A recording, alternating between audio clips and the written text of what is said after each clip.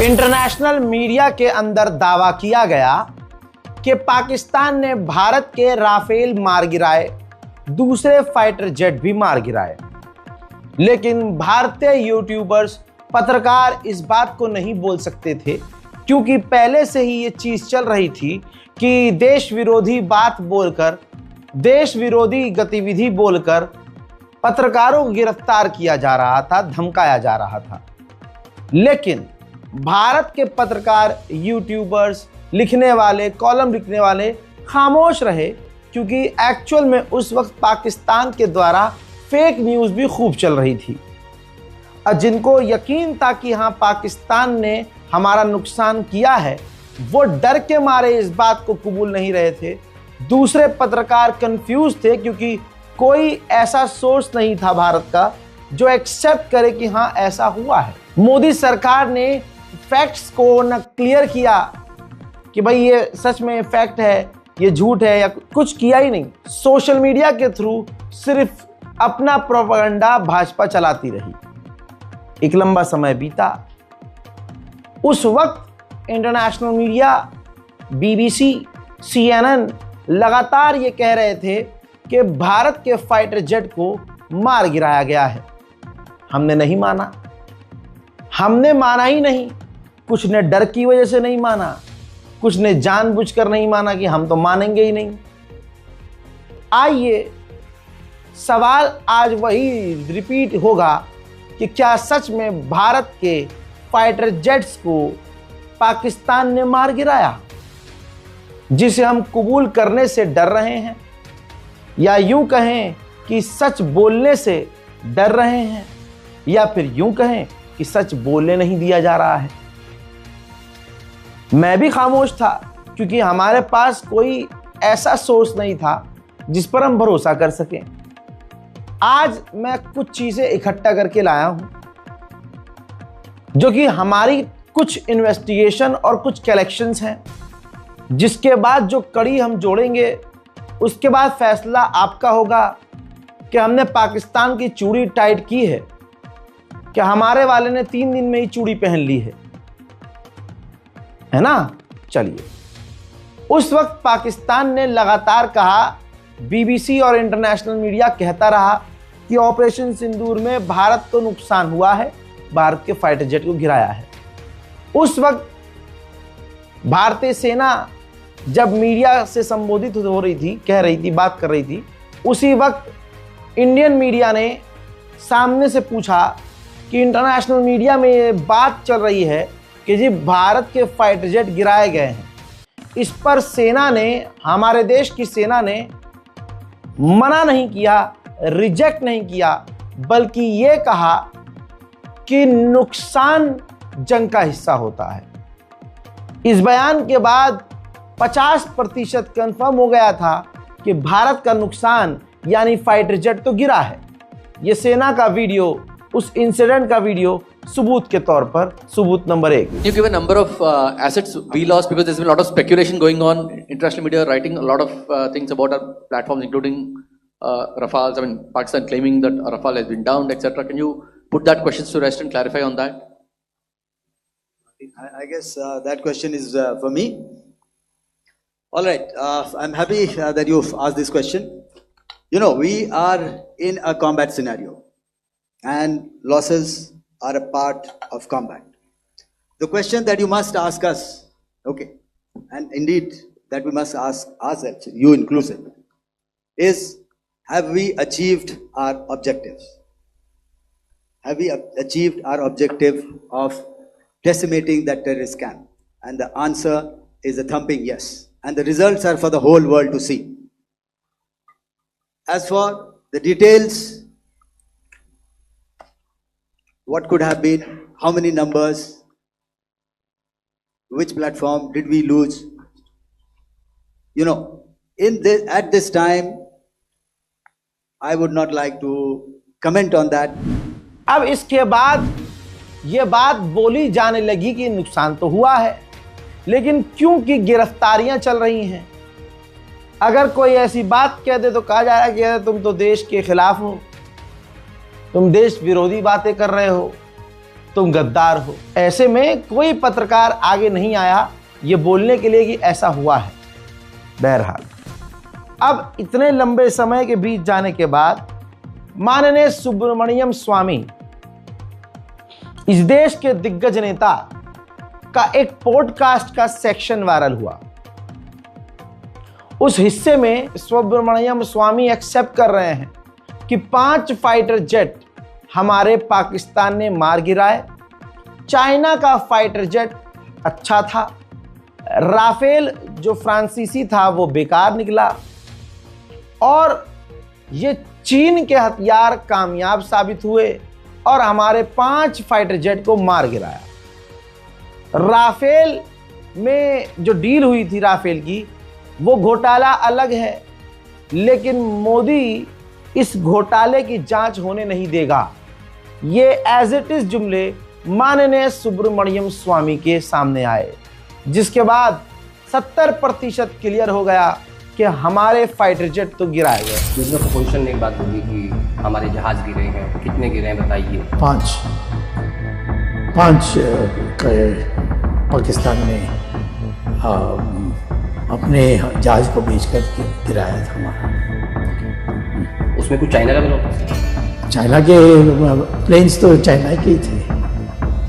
हाँ, चाइना के लोगों ने नहीं किया। चाइना ने जो हवाई जहाज दी थी वो बहुत बढ़िया हवाई जहाज थी, और जो फ्रांस के जो थे वो उतना बढ़िया नहीं थे, और हमारे उनके जो हवाई जहाज है उन्होंने 5 को गिराया था। आपका मतलब रफेल ने अच्छा काम नहीं किया? रफेल में तो पर्याप्त नहीं है हमारे देश के लिए। वो उसमें क्या क्या भ्रष्टाचार हुआ ये तो दूसरी बात है। मोदी रहते हुए हम इस पर जांच नहीं कर सकते, क्योंकि होने नहीं देगा वो। इस बयान के बाद सब कुछ क्लियर हो गया, लेकिन यहां पर अभी भाजपा का, भारतीय सरकार का, इंडियन गवर्नमेंट का खौफ काम कर रहा था। इनके बावजूद इस बयान को भारत के किसी अखबार ने कोट नहीं किया। किसी भी अखबार ने, संस्था ने इनकी खबर को नहीं छापा, क्योंकि लाठी हाथ में ली गई है कि भाई तुम मत बोलना, जो हम बोलेंगे वही बोलना है, जो हम बोलेंगे वही मानना है। हालांकि पाकिस्तान ने सबूत भी दे दिए। यह है वीडियो पाकिस्तान के द्वारा, जिसे हमें कहा गया कि बोलो कि प्रोपेगेंडा वाला चैनल है। ठीक है, आइए, प्रोपेगेंडा वाला चैनल और प्रोपेगेंडा वाले लोग इस वीडियो को शेयर कर रहे हैं। जैसे आप देख रहे हैं, मंसूर अहमद कुरैशी ने जो वीडियो शेयर किया है, उसके अंदर ये दावा किया गया कि राफेल गिराया गया है भटिंडा पंजाब के इलाके में, और ये रेयर फुटेज है। फाइटर जेट के कुछ हिस्से भी साफ तौर से देखे जा सकते हैं, और फाइटर जेट को जलते हुए भी देखा गया। अब हमारे और आप जैसे बेचारे परेशान हाल व्यक्ति ने कमेंट में जाकर प्रवीण कुमार ने चैट जीपीटी जैसे AI, XAI ग्रुप से पूछा कि भाई वेरीफाई करो इस वीडियो को, तो उसने वेरीफाई किया। ग्रुप ने वेरीफाई किया कि ये खबर सच्ची है, ये फुटेज सच्ची है, जो कि राफेल जेट गिराया है भटिंडा के इलाके में 7 मई 2025 को, और इस खबर को वेरीफाई किया है, इस वीडियो को वेरीफाई BBC और दूसरे सोर्स ने कंफर्म किया है। ये ग्रुप ने लिखा। इसके बाद दोस्तों जलालत भरा तमाचा हमारे मुंह पर पड़ा, और इसके बाद 80 से 85% क्लियर हो गया कि हमारा फाइटर जेट गिराया गया। लेकिन हम ये नहीं बोल सकते हमारा कोई फाइटर जेट नहीं गिराया गया। हमें सिर्फ इतना बोलना है कि ये पाकिस्तान का प्रोपेगेंडा है। सवाल कई तरह के हैं, लेकिन किसी की औकात नहीं कि मोदी से पूछ ले, क्योंकि तमाम गोदी मीडिया को खरीदा हुआ है। 1.5 साल से कह रहा हूं कि अब सिर्फ ये मीडिया नहीं, गोदी यूट्यूबर्स भी हैं। ANI से लेकर बहुत सारे गोदी यूट्यूबर्स भी हैं, जो कि मेरे जैसे अपने दम पर काम करते हैं, लेकिन क्योंकि फॉलोअर्स बड़े हैं उनके पास, सब्सक्राइबर बढ़े हैं तो उनको खरीदा गया है बीजेपी आईटी सेल के द्वारा। अब प्रोपेगेंडा कौन चला रहा है, सबसे बड़ा सवाल है। तमाम सोर्स आपके सामने हैं। क्वेश्चन मार्क अभी भी है कि पाकिस्तान ने क्या हमारे फाइटर जेट गिराए। अब इतने सारे सबूत दिखाने के बाद आप मुझे ही चूतिया कहेंगे अगर अभी भी मैं ये सवाल करूं, लेकिन मैं मजबूर हूं कि अपने वीडियो के टाइटल में क्वेश्चन मार्क लगाऊं, क्योंकि गवर्नमेंट इस चीज को कबूल ही नहीं करेगी कि हाँ फाइटर जेट गिराए गए। एक्सक्लेमेशन मार्क में लगा नहीं सकता, क्वेश्चन मार्क लगाना जरूरी था, इसलिए लगाया है। कमेंट में आप जवाब दीजिए। अब भारत के अब बड़े बड़े लोग भी कह रहे हैं कि हुआ है। सेना ने पहले ही कह दिया था कि नुकसान जंग का हिस्सा है। ये भी बात अपने में सही है। यही बोल देते कि हाँ हमारा फाइटर जेट गिरा है, लेकिन हम नया खरीद लेंगे, हमें लोन थोड़ी ना किसी से लेना है। भाई इंटरनेशनल बैंक से हमें लोन चाहिए नहीं, हम 10 और फाइटर जेट खरीद लेंगे। ये कहकर अपनी नाक बचाई जा सकती थी, लेकिन मोदी सरकार ने पूरे अपने भाजपा को आदत डाल दी कि झूठ बोलो, बार बार झूठ बोलो, जब भी मुंह खोलो झूठ बोलो, झूठ बोलो, झूठ बोलो। सवाल कई पत्रकार आज भी कर रहे हैं और अपनी जान हथेली पर रख के कर रहे हैं। कई अखबारों में काम कर चुके पत्रकार आपकी स्क्रीन पर हैं। रणविजय सिंह कह रहे हैं कि आपको पता है पहलगांव हमले में शामिल एक भी आतंकी नहीं मारा गया है। आज 38 दिन बीत गए हैं। बात हकीकत है। जिन लोगों की आतंकवादी कह के तस्वीरें शेयर की गई, मोहतरम हजरात, उन आतंकवादियों का अभी तक कुछ नहीं हुआ है। उनके साथ क्या हुआ अभी तक नहीं पता। बड़े बड़े अजीब सवाल हैं। मोदी जी की इतनी हिम्मत नहीं है कि उसके जवाब दे सके। आपको एक बात बता दूं, इसी मामले पर मुंबई के संजय राउत ने भी साफ कहा है कि जो 6 आतंकवादी थे जिन्होंने पहलगांव में मेन हमला किया, वो बच इसलिए गए क्योंकि उन्होंने भाजपा ज्वाइन कर ली। पुलिस ने कहा है कि अभी तक आतंकवादी पकड़े नहीं गए, वहीं बीजेपी लगातार कांग्रेस को ही टारगेट कर रही है। आतंकवादी तो शायद बीजेपी में प्रवेश किया होगा, इसलिए पकड़े नहीं जाते हैं। वो जो 6 आतंकवादी है पहलगांव वाले, वो इसलिए पकड़े नहीं जाते कि शायद वो एक दिन आपको बीजेपी कार्यालय से प्रेस नोट आ जाएगी, वो 6 लोगों ने बीजेपी में प्रवेश किया है, तो आप भूल जाइए सब। सर वहीं आपने क्या ही कहें। वरिष्ठ पत्रकार रणविजय सिंह बड़ा खतरनाक सवाल कर रहे हैं। हम दुआ करते हैं कि इनकी जान सलामत रहे, भाजपाई इन्हें कत्ल न कर दें। सवाल कर रहे हैं कि वो सवाल जिनके जवाब नहीं मिले। 2019 पुलवामा हमले में जो धमाका हुआ, तो विस्फोटक से भरी वैन सीआरपीएफ के बस तक कैसे पहुंची। 2025 पहलगांव हमले में आतंकी सरहद के 200 किलोमीटर अंदर कैसे आए। क्या लगता है इन सवालों के जवाब कभी मिलेंगे? आप सभी को पता है कि जवाब इसका नहीं दिया जाएगा, बल्कि सवाल करने पर भारतवासियों को गद्दार बोलकर गिरफ्तार कर लिया जाएगा। मोहतरम हजरात, बात गद्दारी की आई है तो आइए ब्रेकिंग न्यूज में आपको बता दूं कि भारत का एक और सनातनी हिंदू धर्म का गद्दार अपनी भारत मां के साथ, उसकी इज्जत के साथ खिलवाड़ करता हुआ नजर आया है। एनआईए ने एक और हिंदू गद्दार को गिरफ्तार किया है, सनी यादव जिसका नाम है।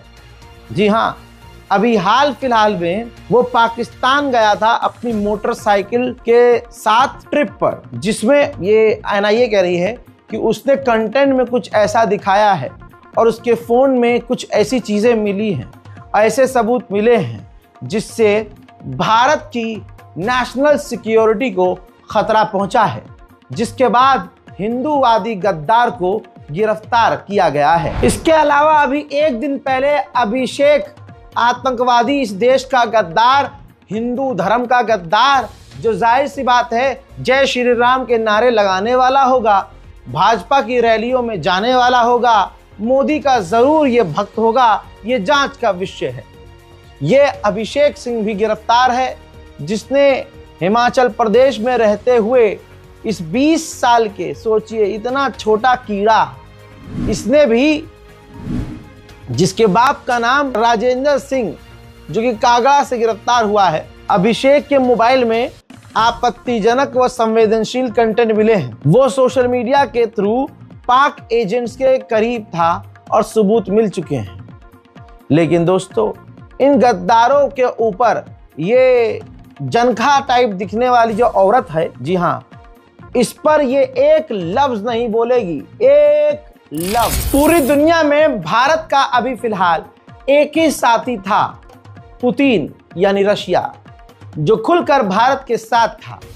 लेकिन पनौती ऐसी लगी इस देश को कि प्रधानमंत्री मोदी की विदेश नीति इतनी घटिया और इतनी बेइज्जत भरी रही कि इस मोदी सरकार की विदेश नीति ने इतना खराब हाल किया कि अब वही भारत का दोस्त पाकिस्तान से डील कर गया। हजरात, पुतिन का भारत को अब तक का सबसे बड़ा झटका, पाकिस्तान के साथ 22,000 करोड़ रुपए का समझौता किया है। एक के बाद एक भारत के साथ गद्दारी कर रहे हैं लोग, दूर भाग रहे हैं लोग।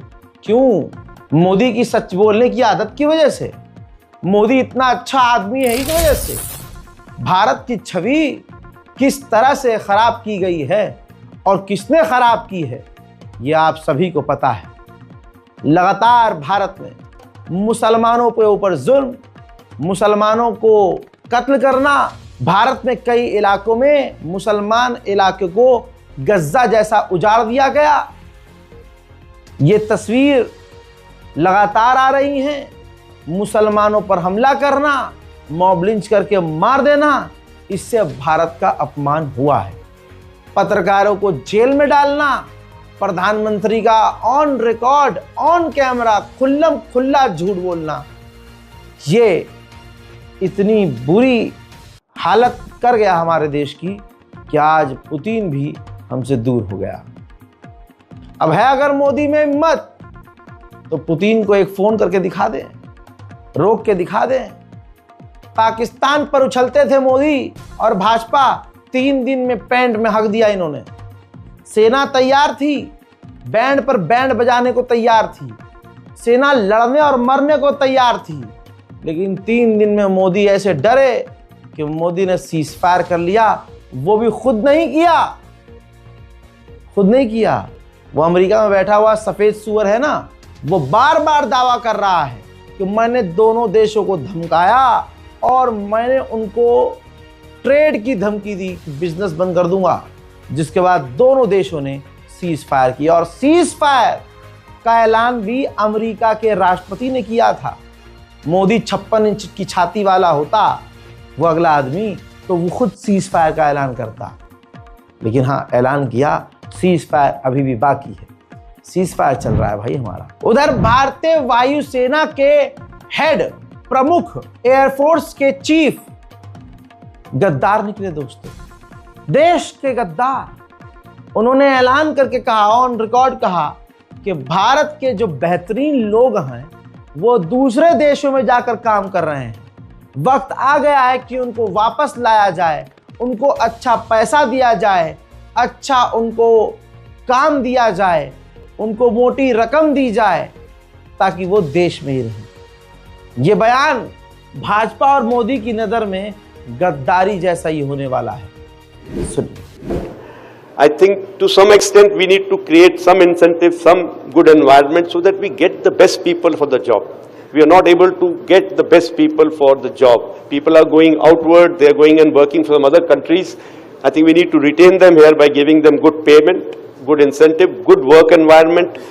बात कितनी सही और सटीक और बढ़िया कही, लेकिन मोदी को ये पसंद आने वाली नहीं है। हम तो यही दुआ करेंगे कि ये एयरफोर्स के कमांडर सही सलामत रहें, इनकी नौकरी ना चली जाए, इनकी जान खतरे में पड़ जाए, क्योंकि मोदी जी जिस आदमी से किरसते हैं उसके साथ क्या होगा हमें पता है और आपको पता है, बस बोल नहीं सकते। भारत का हिंदू समाज, याद रखिएगा, मुसलमानों की नफरत में हैवान और जानवर हो चुका है। देश का सबसे बड़ा गद्दार अब बहुसंख्यक समाज हो चुका है। कैसे? जो समाज बड़ा ईमानदार और इंडियन आर्मी का चुम्मेश्वरी लेता हुआ, चूमता हुआ देशभक्त बनता है कि इंडियन आर्मी से ऊपर कोई नहीं है, वही हिंदू लोग इजराइल के साथ खड़े हैं, जबकि इजराइल ने हमारी इंडियन आर्मी को जनरल कमांडर तक को कत्ल किया है। मई के महीने में 2024 में 15 मई के बाद एक बड़ी खबर आई, रिपोर्ट आपकी स्क्रीन पर है। 13 मई 2024 को गजा के अंदर यूएन पीस कीपिंग फोर्स में तैनात हमारे कर्नल वैभव अनिल काले, पहली बात हिंदुओं देखो कितने दोगलापंथी वाली हरकतें हैं तुम्हारी। एक तो हिंदू, फिर इंडियन आर्मी का एक कर्नल सीनियर ऑफिसर गाजा में तैनात यूएन पीस कीपिंग की तरफ से इजराइल के टैंकरों ने बमबारी की, गोलीबारी की, जिसमें हमारे सीनियर ऑफिसर कर्नल वैभव की शहादत हुई। ये पूरी खबर आपको हर जगह मिलेगी, लेकिन इसके बावजूद भारत के अंदर हिंदू समाज ने, भारत के अंदर भाजपा के सड़े हुए झुंड ने, इन देश के गद्दारों ने कहीं भी विरोध इजराइल का नहीं किया। क्यों? क्योंकि इजराइल मुसलमानों को मार रहा है। जैसे भारत के अंदर मुसलमानों की चूड़ी टाइट करने के ड्रामे में 20 मुसलमानों के घर तोड़े जाने पर 5 हिंदुओं के घर भी तोड़े जा रहे हैं, तो उनको मजा आ रहा है कि यार 15 मारे जा रहे हैं ना मुसलमान, 5 हमारे मारे जा रहे हैं, तो मारे जा, कोई बात नहीं, 15 मुसलमान तो मारे जा रहे हैं ना, आहा ये किया। तो ऐसे ही इजराइल का ये विरोध नहीं कर पा रहे हैं, लहंगा इनके मुंह में फंस गया है, पीछे से लहंगा चढ़ के मुंह में आगे रुक गया है कि ये बोल नहीं पा रहे हैं कि इजराइल ने हमारे सेना के अधिकारियों को कत्ल किया है, हमारे जवानों को कत्ल किया है। भारत में इस पर कितना सन्नाटा, कितना समय बीत गया भाई। मई 2024 और आज ये 2025 चल रहा है, वो भी मई, लगभग 1 साल बीतने वाला है। अब तक ये खबर आपके पास नहीं आई थी ना। क्यों? क्योंकि आप जिस हिंदू समाज को, इस देश का बहुत कि बहुत ईमानदार है, ईमानदार पे ईमानदार कुछ नहीं, मुसलमानों की नफरत में हैवान हुआ एक झुंड है वो। इस रिपोर्ट को शेयर कीजिए, दुआओं में याद रखिए। जय हिंद।